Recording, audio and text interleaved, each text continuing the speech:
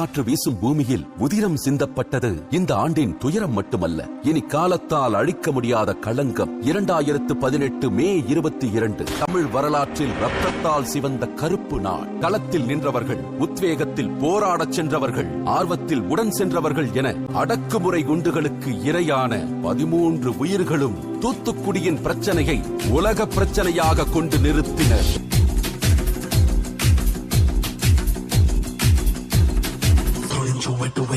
வெட்டுவே மனுஷ முகத்தில் ஏதும் காட்டுவே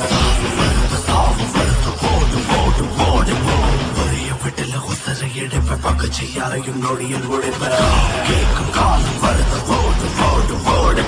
தலையில் தலையை உரட்டவும் குருதி தெரிக்க கிழிக்கவும் கொடுக்கும் தண்டனை பார்த்துதான் ஒரு வழக்க அமரட்டும் சொருமுகத்திய உருவி எடுத்த எழுதுவேன் ரத்த சரித்திரம் சரித்திரம் ரத்த சரித்திரம் ரத்த சரித்திரம் ரத்த சரித்திரம் ரத்த சரித்திரம் ரத்த சரித்திரம் ரத்த சரித்திரம் ரத்த சரித்திரம்.